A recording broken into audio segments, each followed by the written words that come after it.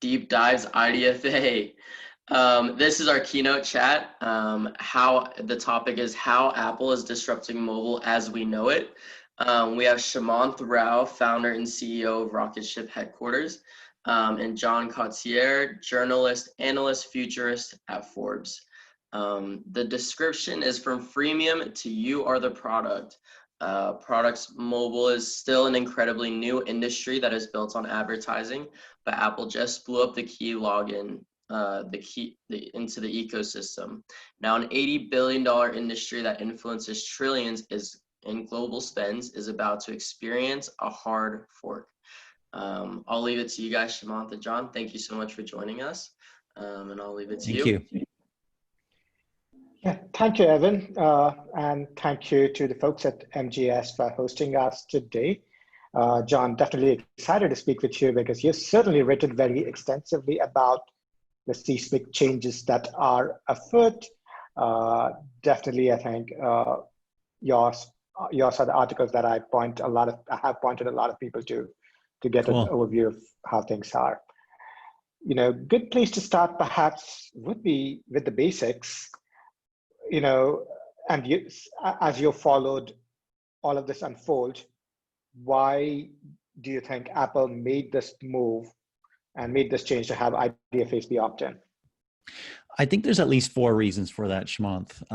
And one of them is the obvious and stated reason. That's privacy, right? I mean, Apple has set its position, its stake in the ground, and that we are the big tech company that is for privacy, for users. So I think that is real. And I think that's important. And I think that that encompasses a lot of different things. There's competitive positioning there. There's strategy there. There's also liability. So that's one big reason. I think a second reason is that deep down culturally, Apple is not a big fan of ads and especially ad tech. I recently tweeted out what I thought Apple was thinking, you know, some of the things behind them. And 2 of the things I put in there were, you know, ads I think Apple thinks they're bad for user experience.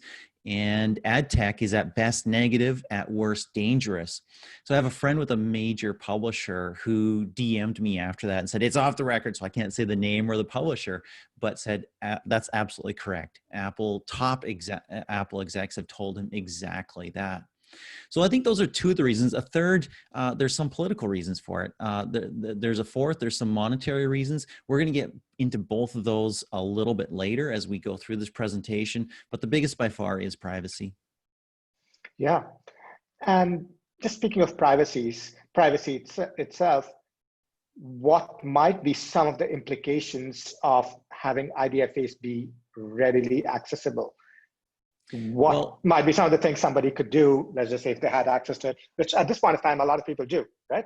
Yes, yes. A lot of people have a lot of IDFAs, and obviously it's a better identifier than used to exist, right? The UDID was a hard-coded device identifier, never changed. Excellent for tracking, excellent for monitoring, all those other things. The IDFA can change, you can opt out of it, so it's a better identifier for advertising. It's an Apple-created identifier, but it still can be dangerous. So in 2015, the FBI actually went onto a plane on the tarmac and arrested a Chinese national. He was about to take off for China, and he had a thumb drive in his possession that was full of IDFAs. He had previously worked for Machine Zone and quit like days earlier. So there's lots of possibilities here. And of course, this was before the whole China-US massive blow up, Cold War, economic war, all the things that are going on right now. But there's a lot of things that can be going on here. One, there's a commercial motive, right?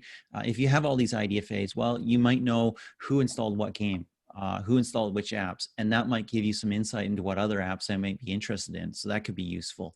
And secondly, also in the commercial motive space, you might have an idea who's a whale, right? Who's a big spender in an app. So that can be super, super useful, obviously.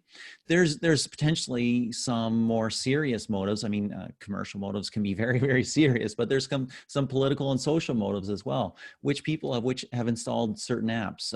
Do you know their political leanings from those apps? Can you influence them with ads and further apps in the future? So you come to a potential kind of a Cambridge Analytica type scenario that we saw with Facebook in previous years. And then finally, maybe the darkest of all, you've got a potential espionage motive, right? People who have installed certain apps, maybe it's Tinder, maybe it's Grindr, maybe you have the ability to extort them, maybe you have the ability to expose them or something like that in some way that would be uncomfortable for them. And then you can do something with that, and you can exert some sort of power with that. Another way, of course, is trackability, right? And the New York Times showed us, I believe it was in December 2019, how easy it is to track a member of the Secret Service who is presumably traveling along with the president, going to various areas in Florida where, the winter White House is, the White House, other places like that, New York City. And so you can actually track people really, really closely. And you may not want to do that for, me or you or somebody else, just an average person, but you may want to do that for somebody who is part of an entourage or of somebody who's super famous or something like that. So there's some power in misuse of IDFAs. Certainly, and that power isn't immediately obvious to the vast majority of marketers who are looking at this decision from their own perspective. And I would also say there's an Apple ad that I think somewhat clearly portrays some of the ways in which private data can be misused. Right? And they're like, look, somebody looked for divorce attorneys 5 times yesterday. They would not want a targeted ad when they're hanging out with their wife and looking at their next browser. Right? So that's, there are things that people would prefer to have kept private, and that can certainly be compromised by IDFAs. So this privacy, and you did touch upon other motives that Apple has. So financially and strategically, what might be some of the things that, what might be some reasons why Apple is pursuing this course of action? Yeah, so on the strategic side, I mean, Apple is positioning itself as the privacy-focused big tech company, right? You saw the big ad, you mentioned that big privacy ad, and Apple's always been more sort of touchy-feely on the little guy's side. The funny thing is that Apple had that positioning as it was this beleaguered company that was, failing and flailing and all those other things. Now it's a giant corporation. It's a global corporation, one of the largest, if not the very largest, in terms of market capitalization on the planet, right? And Apple is trying very hard, and I'm not saying that this is all posturing or positioning, but Apple's trying very hard to be the big tech company that is on the little guy's side, on the side of privacy, and they're doing a lot around that. On the finance side, which is equally important to maybe not equally, but it's also important to Apple, I think, is what's bad for my enemy is good for me. So if you look at big tech and you look at Google, Apple, Facebook, Amazon, a few others, Microsoft, 2 to 3 of those are significantly ad-based, right?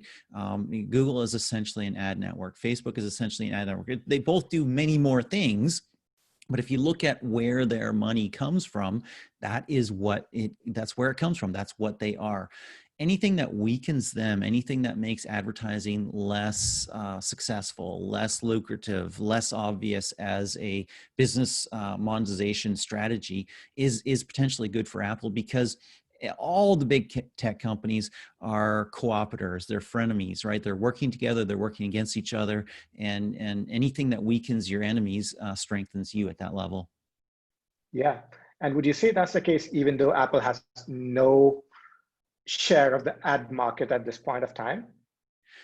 Yes, absolutely. Because I mean, obviously Apple has iAd or Apple ads or Apple search ads, however you want to term it, but that's a rounding error right now. And I'm not saying it will stay that way. We've seen some evidence of Apple moving its ad network outside of the App Store. We know that Apple is using Apple News and some other of its owned apps, stocks and others, searches on the App Store to target ads for that. And they could expand beyond, but I do not see advertising in any near or short-term future becoming significant to Apple as a global business. Certainly. So it sounds like Apple's stance is one of antagonism toward ad-supported business, as you mentioned earlier on in this conversation. They don't like ad tech at all, and it sounds like that's part of the motivation for this. Sure. Yes. Right. And, there are, when it comes to privacy, there's essentially GDPR, there's CCPA, Uh, does Apple's policy that it's proposing rolling out with iOS 14, does that conflict with or result in any sort of confusion when you look at different jurisdictions or how different kinds of privacy policies apply in different parts of the world? How are these, what's the interplay between these different policies in different areas of the world? Yeah, it's challenging. It's really difficult. And I think that Apple's can conflict with other ones. Look, we're all affected by GDPR, whether we're in Europe or not, right? We all have these accept cookies or not accept cookies, other things like that every time on the web. I mean, there's a browser extension in Chrome that can just either accept them all or deny them all. And I wish there was something for Safari, which I use a little bit more frequently for that, right? So that's a pain in the butt. But we're also impacted by California's privacy laws. And now we've got Apple's iOS 14 IDFA opt-in, right? So you have a scenario where you could be asked to opt in to tracking or measurement or other things like that 2 to 3 times for a platform, for an app, for a service, for a website. That's confusing. That's annoying. It's more likely to make people do irrational things like either default accepting everything or default denying everything, which means it's almost not a choice anymore on a per app scenario. So that's pretty interesting. I think one other thing that I'll just jump back to in terms of Apple's motivations as well is that, you know, look, Apple doesn't make money when an app publisher monetizes via apps, right? They don't get any of that revenue. They make 15 to 30% on in-app purchases and subscriptions, right? So you do the math. I don't think that's a primary reason for the change, but it's definitely one of them. Yeah. So it also sounds like if an app developer makes less on advertising, hopefully they can nudge some of those ad dollars into IAP dollars, which will accrue to Apple. So it sounds like that's yeah, it's part of the reasoning. It sounds like, right? Yeah. Yes. And of course, at this point of time, the deadline has been pushed out. There's been an extension. What do you think precipitated that? I think there's a number of reasons for that. One, and perhaps most important, is the ecosystem was not ready. And I've talked to a lot of big developers, big app publishers, and they're not ready. They haven't got all their ducks in a row. They won't be able to measure with SKAd Network as of tomorrow or whenever iOS 14 finally drops. And so that's a challenge, right? Without a healthy ecosystem, Apple suffers, right? Without a healthy ecosystem on iOS, Android wins, right? So that's a big deal. I do think Facebook opting out is a big scenario here. Facebook basically said, we're not going to play in Apple's sandbox as much as we can, right? We're not even going to try and ask for the IDFA. We're going to use our own tech, our own logins. We have an internal Facebook identifier for people. If we tie the IDFA to them, we're bound by Apple's rules. Now, of course, they're still an iOS app on an iPhone, right? So there's still platform rules for iOS apps that they have to follow. But I think they've got more wiggle room for what they want to do by opting out of that game. And so I think that was maybe a bit of a surprise to Apple, maybe a bit of a shock, and maybe something that takes Facebook's power back a little bit, even though in a sense they're just a client on the Apple platform there. Let's be clear. Let's be honest. There's a lot of power at play here, right? App developers have to do what Apple says, but when you're bigger, the rules change. Some can influence Apple, like we saw that with Basecamp, right? Recently with their email app. But Facebook is quote unquote great power in big tech, right? Apple can't not have Facebook on their phone. Apple can't not have Instagram on the phone or Messenger or something like that. If you're a diehard Apple lover fan and you love iOS and you're embedded in the ecosystem, but there's no Facebook or there's no Instagram and no Messenger, you're probably looking for alternatives because you can't basically live your life without those tools if you're embedded in those tools. They might be important for your business. They might be important for your social life. that gives Facebook power. And I'm not sure that Apple anticipated Facebook just completely opting out of the game here. So I think that's a big reason. A third big reason, potentially not as big as the others, SKAd Network, there's time for a few more features. Apple built SKAd Network sort of in a back room with a small team. 1.0 came out in 2019, 2.0 just came out sometime before WWDC in June, and there's a lot of features in there that show that at certain level they don't necessarily understand ad tech. Which isn't shocking. It's not their main business. And so there's definitely some features that they could add there that could make the world better and still for app marketers, for app publishers, and still retain privacy. So maybe they'll be adding a few more things there. But I think the biggest thing is the ecosystem wasn't ready. Yeah, certainly. And I think this it just was released a couple of months before iOS 14 is due to come out. That barely gave people to even just scramble and figure out what was going on. Yep. And I think it's definitely a relief for a lot of developers. Now to switch gears and look at a different aspect of all of this, which is Google with an Android. So Google is subject to the same forces of PR and privacy pressures as Apple is, or one could argue that could be slightly different forces at play. But where do you think Google might land with Android? Because they have publicly, personally identifiable information as well. It's a really good question. I think that they will eventually be forced to follow. You saw that with Chrome and the third-party cookie. I think there's GDPR influence here. They've been accused of not adequately following GDPR.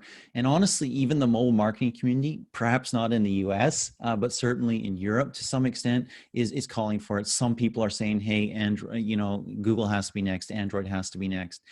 But there's going to be significant differences here. Look, Apple has an ad network. Google is an ad network.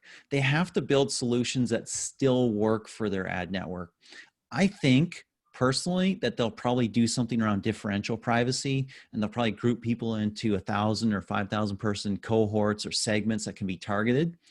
The reality is that every marketer wants granular data, but almost zero marketers use totally granular per user type data, right? So there's probably an in-between solution here that'll make the ad tech space a much safer one for privacy and still allow app publishers and mobile marketers to do what they need to do. And honestly, you could argue that if Google goes with some sort of differential privacy and putting people in 5,000 person buckets and obscuring actual granular data, that could potentially increase their power. That could, because all of a sudden you have to go back to the well every time because you don't know specifically who you're targeting. Certainly, and that differential privacy is definitely going to be more powerful than complete privacy, where you get some amount of performance as compared to where you have like no identifiable information whatsoever. Yes. Yeah. So as of now, the privacy policy, the privacy changes are expected to kick in early 2021. We don't know when that is. What do you envision might change between now and then? I think we might see a few more SKAd network features. That would be very welcome, I think, by a lot of mobile marketers. I think we'll see a little bit more preparedness from app publishers. I think we'll see better solutions from MMPs, more fully thought out, more like, hey, install and forget, almost, not quite, because there's going to be strategy around this, especially with post-install data and other things like that. But the reality is some app publishers are still going to be late. It's just the reality of the world. Certainly, and there's certainly going to be a choppy transition period, at least in the short term after it kicks in, where people scramble to adjust. And that after that choppy short-term period, what do you envision happening long-term to advertising, to mobile apps, to the ecosystem? How do you envision the long-term impact as being? I think there's huge impact here. And this is you know, economists use the word a secular trend, right? And they just mean like it's a global phenomenon. It's happening. It's happening everywhere. I think the quote unquote secular trend here is towards privacy. And let's just be honest, this is the opposite trend that we've seen in ad tech, which has been to more and more tracking at a more and more granular level, right? We've seen this sort of epic flow and ebb of the advertising world. And when advertising started out, we had no idea kind of what works, which ad works, who it connected to, all those sorts of things. Targeting was very, very broad. You know, people started using coupons and codes to learn who was actually seeing their ads and acting on them. With digital advertising, we got tracking and tracing, right? We got the ability to look at all the various steps we thought in the customer journey, all the touch points and everything like that. We had these probably dreams about seeing all the customer journey and influencing it at various stages and everything. That was always a bit of a fantasy, but even now, even more now so, because third-party cookies are going away. We know that. IDFAs are going away. We know that to a large extent. And I think that, you know, Google ad IDs are going away probably as well. And so that means a bunch of things in terms of the entire world of ad tech. And let's be honest, ads fuel much of the services that we use, right? Google is free because of ads. Facebook is free because of ads, right? So many tools. Gmail is free. So many tools that we depend on a daily basis are free because of ads. So this is going to be a major shift. One of the things in terms of advertising is that we'll have to go back to contextual for targeting, right? And that's interesting because that means kind of a flight to quality. So once upon a time, back in the dim mists of digital marketing, if you wanted the Wall Street Journal audience, guess where you got it? On the Wall Street Journal website, right? Or in the actual Wall Street Journal paper. Well, you know, as we've been able to disaggregate audiences or maybe aggregate them from different sources, you could and you can today get the Wall Street Journal audience when they play a hyper casual game, right? When they're in Angry Birds or something like that. And so you can go to some other non-related place and target the same people because they do different things, because our lives are varied and we're in various places. Well, when you can't actually track people on a granular basis, then you don't really know who that is in Angry Birds or in some other hyper casual game. So it's hard to assemble that high quality audience in low cost venues. So in other words, you've got a flight to quality, and you're going to have to go back to maybe that Wall Street Journal type area in order to get that audience. And that means that measuring moves more to incrementality, right? And media mix models and probabilistic, right? Where maybe you don't have device IDs, maybe you've only got spend data, and you've got app data. You've got data of what's happening in your app and who comes in and when they come in, other things like that, right? And so we actually kind of have, in that sense, something that's maybe somewhat closer to multi-touch attribution in some way, shape, or form, although it's not granular and not per user or per customer. But it's also not just as what we have right now, which is last click, which we all know is kind of a joke, right? You know, who got their last click in, and who, you know, which shady ad networks got a last click in or claimed credit for that last click, right? So that means an interesting change for advertising. For apps themselves, then, you know, perhaps there's also a flight to quality and a more focus on monetizing on platform via in-app purchases, via subscriptions, other things like that. Guess what? The sorts of things that Apple gets a cut of, the sorts of things that Google gets a cut of as well.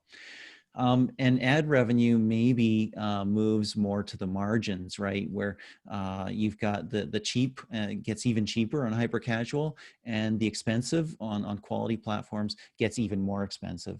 So I think those are some of the changes that we might see, because this isn't just IDFA, right? We've had anti-tracking prevention, third-party cookie prevention in Safari for some time now, other platforms as well. It's coming in Chrome, you know. So this is this secular trend that is shifting how ad tech, how marketing is going to work, and I think it's going to impact a lot of what we do. Certainly, and I like your phrasing about this being a secular trend. It's not an isolated incident. This has been an overarching trend that's been impacting the entirety of the advertising industry and space. So it's makes sense to not to view this as an isolated incident or instance. And it sounds like where we're going as an industry and space is back to where we were before digital media came along, really, in very, very many ways. That's how we measure things prior to digital. Sounds like that's the sort of very aggregated, anonymized measurement and tracking that we're going to be headed towards in the future as well. Back to the future. Back to the future, indeed, indeed, indeed. Yeah, I think that's perhaps a good place for us to start to wrap up, John. Thank you so much for being on this keynote panel. As always, as it has been with every time I've read your stuff, it's been incredibly insightful and incredibly concise as well. Thank you. Thank you, Shamanth. It's been a real pleasure chatting with you. I hope everybody's getting some good insight out of this. And I'm just getting a note from our MC that there is no time for Q&A. So guess what? I bet you Shamanth is available somewhere online. It's just a hint. I don't really know, but I'm guessing he's on Twitter or something like that. I know I'm on Twitter. So if you have other questions, other topics, other thoughts, hit us up and we'll answer as best we can. Definitely. John and Shamanth. Yeah. You guys did fantastic. Thank you so much for joining us. And we look forward to seeing you at the rest of our conference. To the attendees, thank you for coming to this session. And we will catch you at our next session, which will be ad fraud risks in the post iOS 14 era. All right, meet you all there. Thank you, guys.